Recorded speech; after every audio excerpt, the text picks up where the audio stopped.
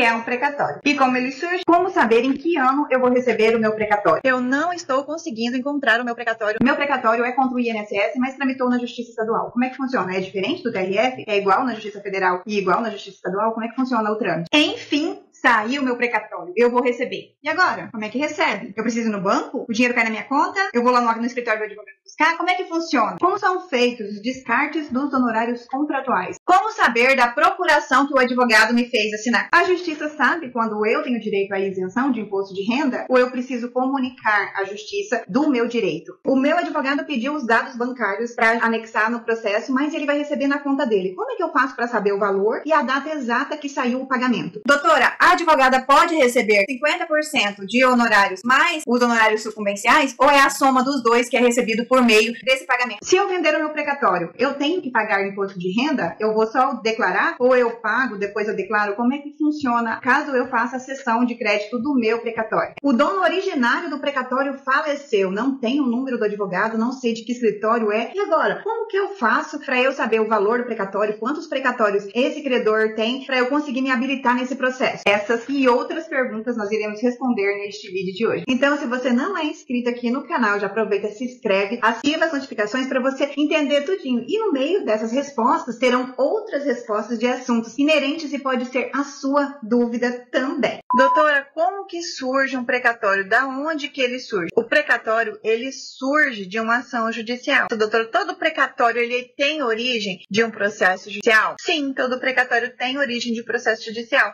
Você precisa ter ajuizado uma ação, seja ela individual ou seja ela coletiva, como no caso do Fundef. O Fundef é uma ação judicial coletiva, nas quais os professores têm direito a receber por forma de precatório, às vezes em forma de RPV, mas é sempre por uma ação judicial. Não tem como existir um precatório sem que seja por meio de uma ação judicial. Precatórios, eles são oriundos de uma dívida de um município, estado ou da União. A União, como o INSS, Caixa Econômica, por alguma razão, devem para você e por isso você vai cobrar essa dívida na justiça, ou seja, de uma ação judicial. Então, precatório é a forma de pagamento, ela nasce de uma dívida de um município, estado ou União que foi judicializada. Vamos dar um exemplo. Você sofreu um acidente de trabalho e tentou administrativamente o auxílio-doença. Não foi concedido o auxílio-doença porque o INSS entendeu que você não tinha direito. Você vai ajuizar uma ação e os valores retroativos dessa ação vão ser ou RPV,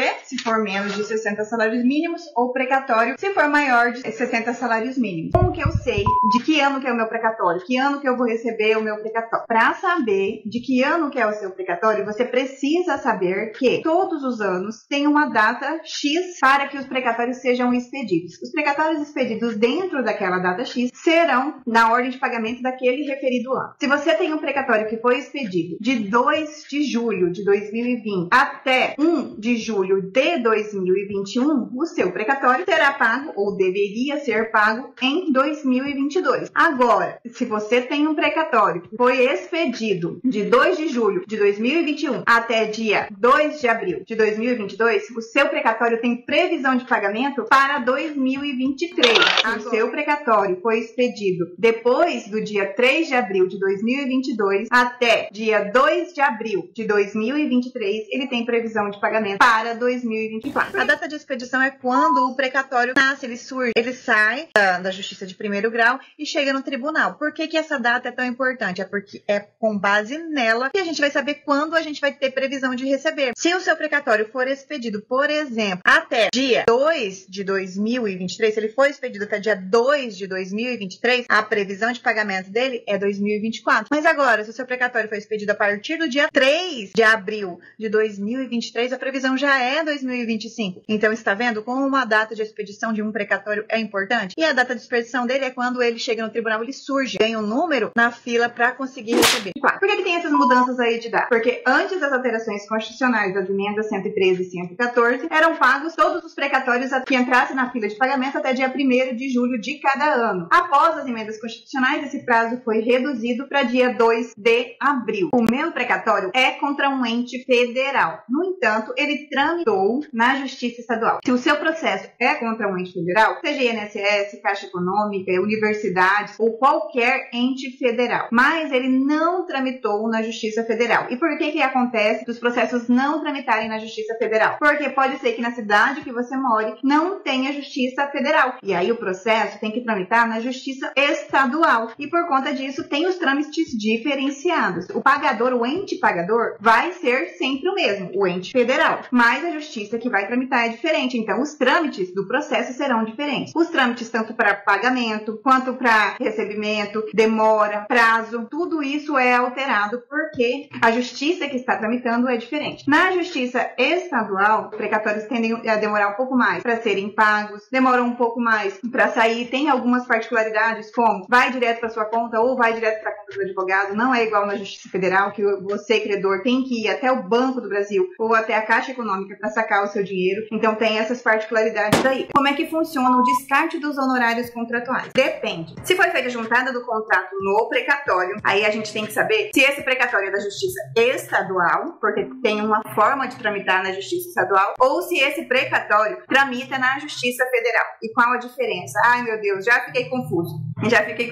Não, calma, eu vou explicar para vocês. Na Justiça Estadual, os precatórios são pagos de forma diferente da Justiça Federal. Lá na Justiça Estadual, no Tribunal de Justiça de São Paulo, do Rio de Janeiro, de Mato Grosso, na Justiça Estadual, pode ser juntado à conta do advogado e todo o valor ir transferido direto para a conta do advogado. Eu não aconselho, eu sempre aconselho para os meus clientes, e aqui no escritório eu trabalho assim, a gente junta o contrato, parte do advogado, nossa parte vai para nossa conta e a parte do cliente vai para a conta do cliente. Tem advogados que não trabalham dessa forma, mas eu prefiro que seja assim e eu aconselho todos vocês que aí peçam para o advogado de vocês fazerem dessa forma. Então, na Justiça Estadual é possível juntar a conta de vocês, a conta do advogado e cada valor vai para a conta de direito. Na Justiça Federal, não é feito por meio eletrônico. Você tem que ir até o Banco do Brasil ou até a Caixa Econômica e sacar o seu valor. E como a gente sabe que esse valor está lá na conta, é informado no processo que foi feito o pagamento e aí você tem que acompanhar ou o seu advogado tem que avisar para você que o valor foi feito, e é por conta dessa pequena questão que eu tenho que fazer uma ressalva importantíssima aqui. Se o seu dinheiro do precatório está lá na sua conta, foi aberta exclusivamente pela Justiça Federal para esse fim, você não foi lá sacar o seu dinheiro, em 2 anos o seu precatório é cancelado. E aí começa o trâmite todo novamente para você conseguir receber esse valor. Já teve inscritos aqui do canal que me falou que a advogada ou advogado dele que não tinha comunicado ele para ele ir lá receber o valor dele, ele não soube, ele ficou sem saber e acabou cancelando o precatório. Isso é um prejuízo muito grande para o cliente, então fiquem atentos a isso. Confiram sempre pelo precatório de vocês, sempre perguntem para o seu advogado, para a sua advogada, como é que está o trâmite do seu precatório, para não correr o risco de haver o cancelamento do seu precatório e ter esse atraso. Existem 2 formas principais de você conseguir pegar o seu dinheiro, seja por meio de alvará judicial presencial ou seja por meio da liberação direto para você quando você vai no banco. A primeira forma que a gente vai tratar aqui é referente aos precatórios municipais e estaduais. A regra é que esses entes efetuem o pagamento por forma de alvará judicial. O que é o alvará judicial? É uma cartinha, é uma carta muito importante que o juiz manda para o banco autorizando o banco a liberar o dinheiro na sua conta. Então os precatórios municipais e estaduais têm essa aí facilidade. Nos casos de precatórios federais, aqueles precatórios contra o INSS, contra a Caixa Econômica, contra as universidades federais ou contra qualquer ente federal, sacar o dinheiro de vocês do precatório, na Justiça Federal, vocês vão ter que se movimentar até o banco. Quais bancos? São os bancos do Brasil e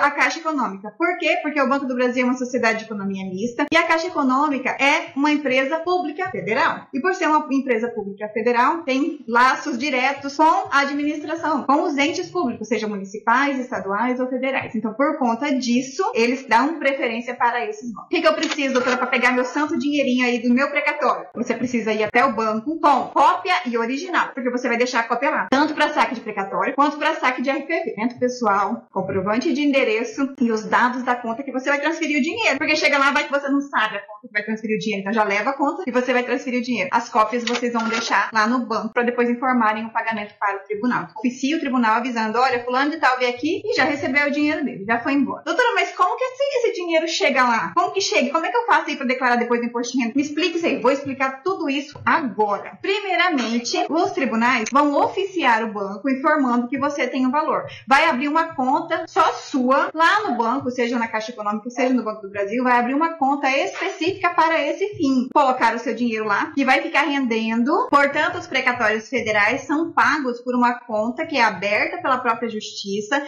para deixar o seu precatório lá guardado. Tem exceções, doutora? Sempre é assim? Não, não é sempre assim. Não é sempre que acontece, não é sempre que o saque acontece na Justiça Federal pessoalmente. Pode ser que às vezes haja a necessidade de que o juiz espeça o alvará judicial, mas esse alvará judicial, em regra, ele também vai ser físico. Diferente do alvará judicial dos precatórios municipais e estaduais, os precatórios aqui da Justiça Federal, eles serão físicos. E por quê, doutora? Para garantir aí mais segurança jurídica para o pessoal que vai efetuar o saque, porque já teve muitos prejuízos. E por conta dessa questão, a Justiça Federal já tem esse cuidado a mais. Quando há necessidade de alvará judicial na Justiça Federal, é porque tem algumas particularidades do caso. Por exemplo, a pessoa é curadora de alguém. Ela vai ter que pedir o alvará judicial, às vezes, para o juiz entender aí que precisa do alvará judicial para ela ir lá sacar o dinheiro. E também quando o valor é muito alto, que o juiz entenda aí necessidade de haver o alvará judicial. E algumas vezes pode também acontecer do valor ser transferido de forma eletrônica, sem você precisar ir lá no banco, totalmente online, sem a necessidade das partes irem até o banco para fazer o saque. Isso são exceções raríssimas, mas existem exceções, nós já vimos aqui no escritório. E aí, doutora, como é que funciona? Como é que eu vou provar aí depois para efetuar a minha declaração de imposto de renda? Gente, quando vocês sacaram o dinheiro de vocês, pegaram o dinheiro no ano seguinte, vocês vão ter que declarar esse dinheiro se vocês não forem isentos, se vocês tiverem que pagar o imposto de renda, é só vocês ligarem no tribunal de competência, que expediram o precatório de vocês, ligarem e pedirem o informe para declarar o imposto de renda. Eu sou isento do imposto de renda porque tem uma lei que me ampara. Eu preciso informar a justiça que eu sou isento de imposto de renda ou é automático? Por ser lei, eles já sabem que eu sou isento. Tudo tem que ser informado no processo. Prioridade tem que ser informada no processo e comprovada. A isenção de imposto de renda tem que ser informada no processo para que haja o abatimento. Porque o juiz não analisa todo o precatório, todo o processo do começo ao fim. Ele analisa a petição, os pedidos e o ofício requisitório. Então, se no ofício requisitório não constar a isenção ou não constar a prioridade, tem que ser informado no processo para que o juiz do precatório, para que a justiça saiba que existe a isenção. Caso ele venda o precatório dele, como é que funciona a isenção? Gente, isso é uma discussão muito interessante, porque a Receita Federal fala que tem que descontar quando há cessão de crédito, ou seja, quando eu vendo o meu precatório para alguém, a Justiça Federal fala que eu tenho que pagar o imposto de renda, eu que estou vendendo o meu precatório. Agora, o STJ pacificou o entendimento que não, que quando há cessão de crédito, quando há venda de precatório, não há necessidade de haver o desconto do imposto de renda. É claro que isso gera um conflito, porque a Receita fala uma coisa e o STJ fala outra. Vou deixar a decisão do STJ aqui no link, se vocês gostarem desse tema, pede aqui pra mim que eu vou fazer um vídeo específico sobre esse assunto, porque é muito interessante, porque desconto do imposto de renda e o desconto de imposto de renda, por vezes, é muito alto. Então, vai ter o deságio para descontar do nosso precatório, tem os honorários advocatícios para descontar do nosso precatório e ainda descontar imposto de renda, ou seja, às vezes o deságio é 30%, 40%, vai descontar tudo isso e ainda vai descontar do meu precatório imposto de renda. É muita coisa, né? Eu não estou conseguindo encontrar o meu precatório nos TRF. Eu não tenho contato aí com o meu advogado e por conta disso eu não estou conseguindo encontrar eles. O que eu preciso fazer? Se você não tem contato com o seu advogado ou se o seu advogado é um defensor público e por conta disso acaba dificultando o acesso a ele, vocês precisam, infelizmente, aprender a acessar o site, né? Se vocês conseguem acessar o site, ótimo. Mas se vocês não conseguem acessar o site, tem o portal virtual ou você tem que entrar em contato com a vara de origem, onde está o seu precatório, para saber se ele já realmente foi expedido. O que isso significa? O precatório, ele nasce no tribunal, seja no TRF, seja no Tribunal de Justiça, seja no TRT, ele nasce lá no tribunal. O processo tramita o tempo todo na vara de origem, na vara, no juizado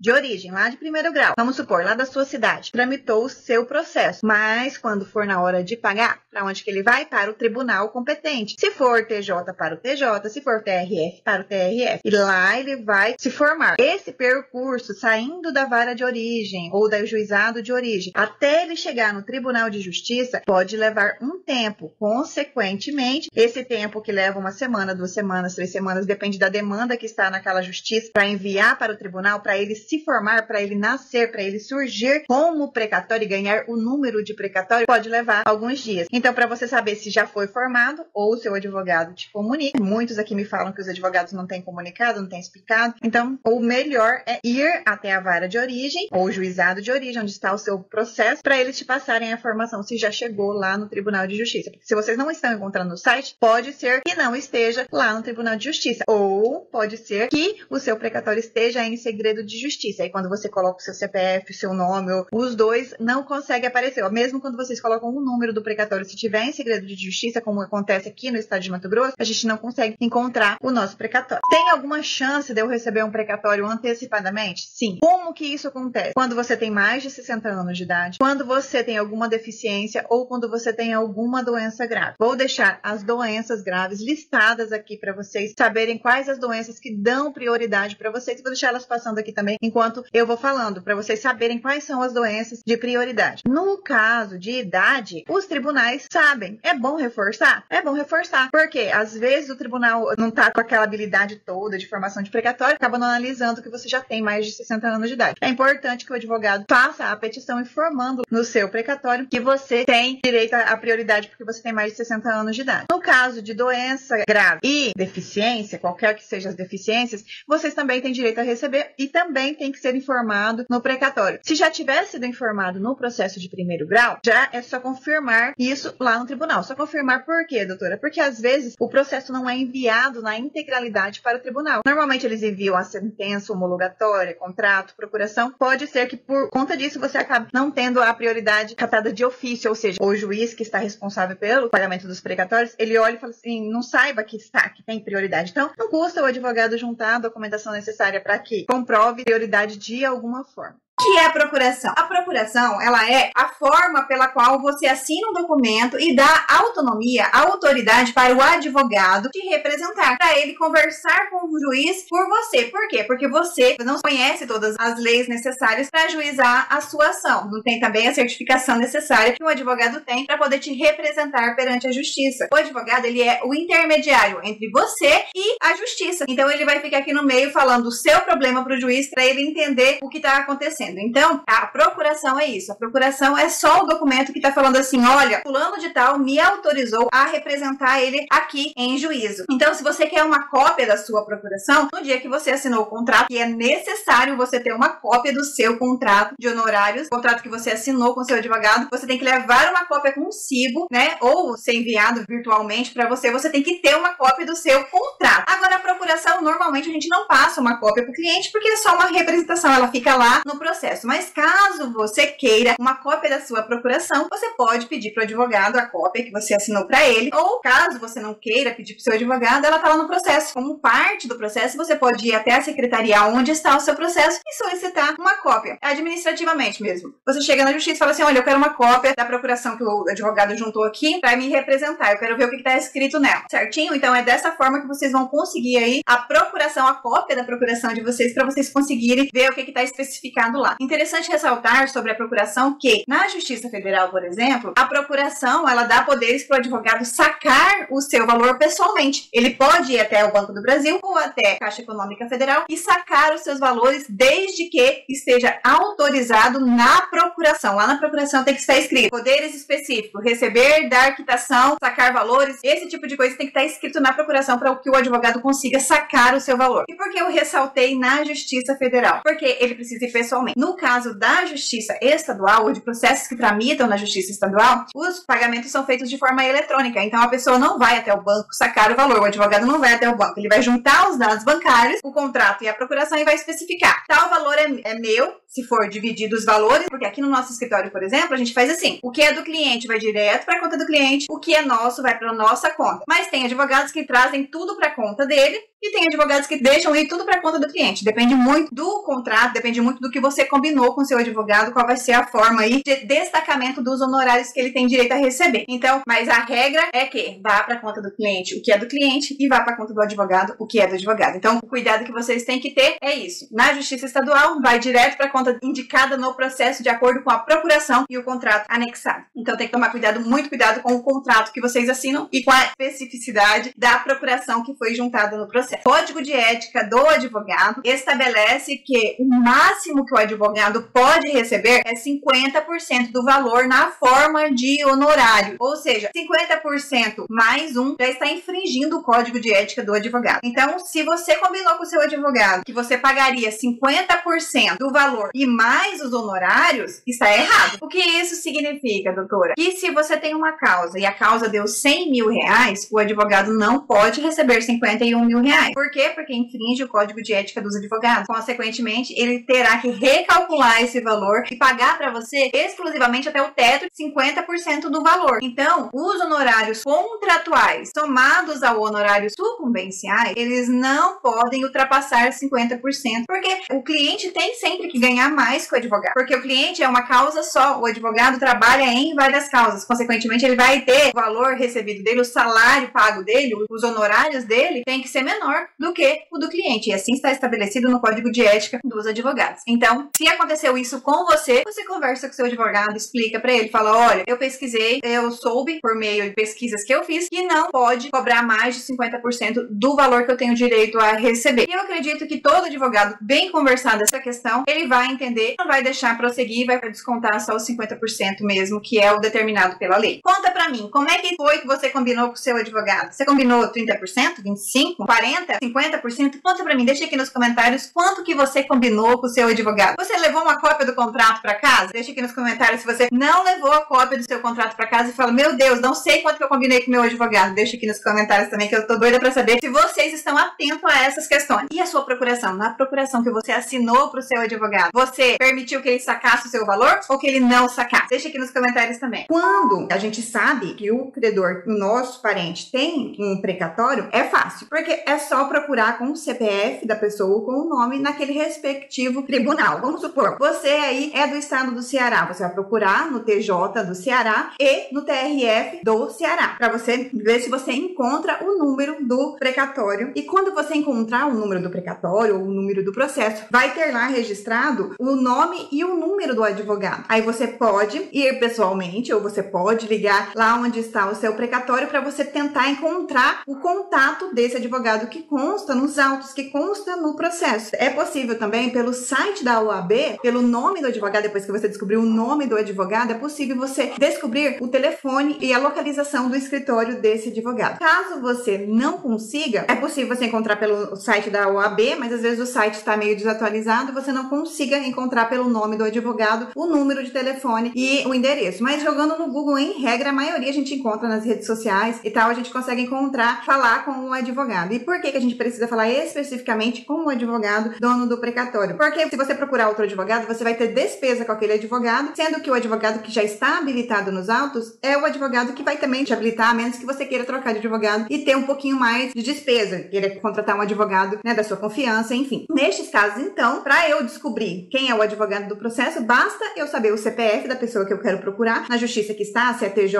se é TRT, se é TRF, para eu saber o nome do advogado. Sabendo o nome do advogado, a gente já consegue encontrar ele mais fácil. Nas procurações, contratos e petições, consta o nome completo do advogado e a OAB. No próprio sistema, a gente consegue ver o nome do advogado e o CPF, o que facilita encontrar. Agora, se você tem dificuldade com os meios virtuais, você pode ligar, né, passar o nome completo ou ir pessoalmente até a justiça em que está o precatório do seu parente para que você se habilite nesse precatório. Você pode ligar ou ir, pode também usar o balcão virtual, que é como se fosse um WhatsApp, videochamada. A gente agenda um horário e aí a gente conversa com o servidor. Nessa conversa, ele pode analisar para você aonde está ou verificar o advogado que está no processo. Essa é a forma gratuita de fazer. Agora, se você quiser procurar um advogado para fazer isso para você, também pode. Ele vai ter muito mais facilidade. Mas se você não quer despender valores, compensa você usar o balcão virtual, que a maioria dos tribunais tem. Vou deixar os links de todos os balcões virtuais dos TJs e dos TRFs aqui para vocês. Não de todos os TJs, porque são vários TJs, né? Cada estado tem um TJ, cada estado tem um tribunal. Então são vários, mas eu vou deixar de todos os TRFs e aí você fala para mim de qual TJ que você é, de qual estado que você é, que eu vou saber se lá tem ou não tem balcão virtual. Mas até hoje, todos os que eu olhei tem balcão virtual e você consegue conversar com o servidor da justiça e ele vai identificar para você o nome do advogado e possivelmente o número de telefone que você pode ter contato com o advogado que está atuando no processo, que ainda não tiver formado o precatório, ou no precatório. Então, gente, eram essas as informações que eu tinha para dar para vocês. Eu vou responder mais perguntas no próximo vídeo, de quinta-feira. Eu vou tentar responder mais perguntas ou tentar gravar mais vídeos para responder mais gente. Mas, por enquanto, é isso. Eu espero que vocês tenham gostado do vídeo. Se vocês não são inscritos, já aproveita e se inscreve. E deixa aqui para mim nos comentários, hashtag fiquei até aqui se você chegou ao final desse vídeo. Gente, muito obrigada de coração a todos vocês. E até o próximo vídeo.